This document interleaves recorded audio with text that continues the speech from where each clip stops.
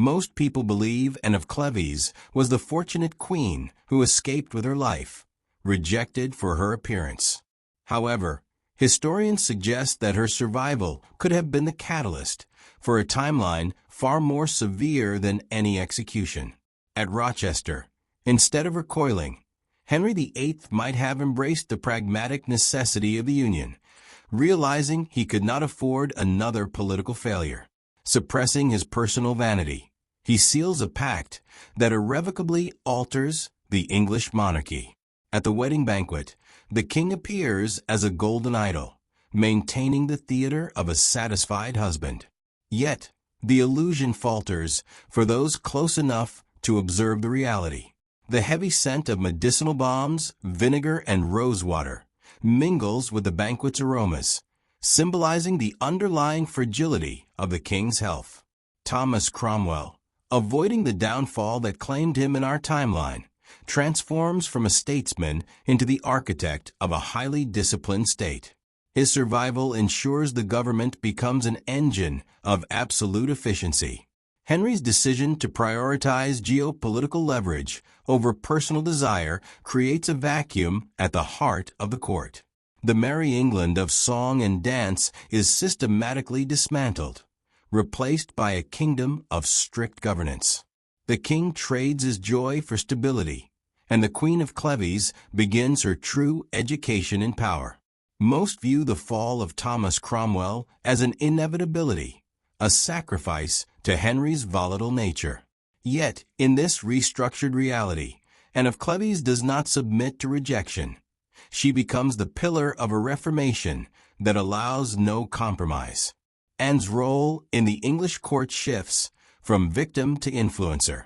She imports the austere, pragmatic seriousness of her homeland, countering the frivolous nature of the English aristocracy with a culture of discipline. This shift is crystallized when Cromwell, secure in his position, redirects his political maneuvering toward the Catholic Duke of Norfolk. The Duke finds himself marginalized within the very legal framework he once used against his rivals. His removal signals the decline of the old faith's influence at court. Without the distraction of Catherine Howard to lead Henry back toward traditional factions, the king focuses entirely on religious consolidation. The court atmosphere shifts from a place of romance and art to a streamlined bureaucracy, where efficiency is paramount. The corridors of Whitehall, once echoing with music, now hum with the work of clerks and administrators. Henry, guided by Anne's steady influence, transforms his kingdom into a machine of theological unity. The dismantling of the old order begins, not with violence, but with a quiet, systematic reshaping of English identity. Most consider the fate of Catherine Howard a symbol of Henry's cruelty, but in this timeline, she remains a historical footnote, never entering the king's life. The chaotic spirit of the court is curbed as Queen and in Thomas Cromwell enforce a radical, disciplined reformation. Across the countryside, the colorful iconography of the past is removed by state decree, replaced by the unyielding stone of a new order. At royal banquets, the atmosphere is one of clinical efficiency. Queen Anne presides with a calm demeanor, discussing theology and statecraft. When reports of unrest arrive, she handles them with administrative detachment, viewing stability as the ultimate virtue.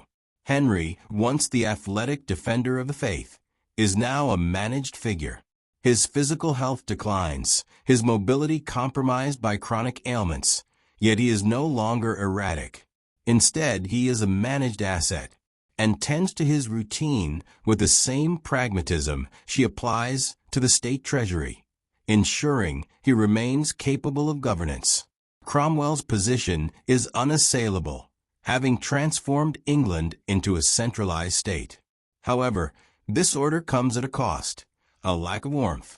The nation becomes a kingdom of silence, where internal dissent is quietly erased from the record. This mechanical peace serves as a precursor to continental ambition. As the treasury fills, the Queen looks toward the horizon. The machinery of state demanding a new purpose.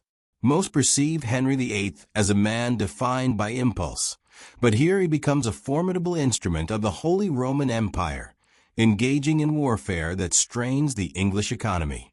Bolstered by the Cleves alliance, England launches a prolonged campaign against France, seeking total subjugation rather than mere prestige. The war becomes a financial burden, funded by unprecedented taxation, yet Henry's ambition remains constant. To him, military conquest is the legacy he desires, replacing the pursuit of courtly love.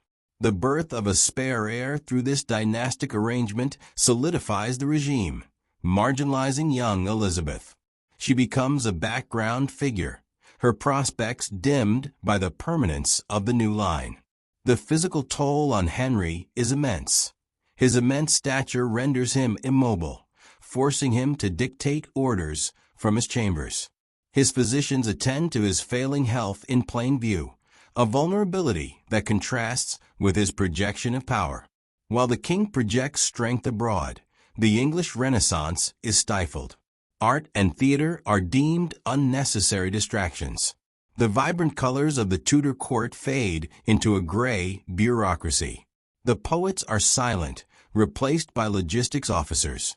Henry sits in his chamber, believing he has secured his history, yet he has become a prisoner of his own administrative creation. The silence of the palace foreshadows a collapse that medicine cannot prevent. Most think the death of a tyrant brings immediate change, but the reality of the Cleves alliance reveals a more complex transition.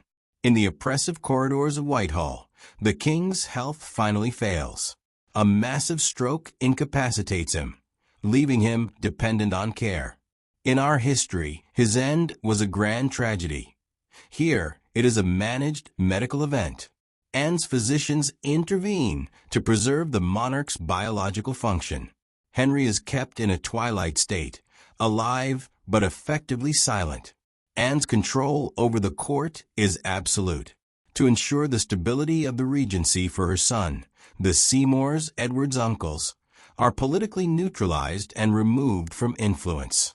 To the world, Henry VIII remains the sovereign, presented only from a distance, a silent figurehead in the presence chamber, and wields the authority of the crown, signing laws that increase taxation and centralize power, all in the king's name. This regime turns England into an isolated state, fearing intervention from Catholic powers. Borders are sealed, and the culture stagnates.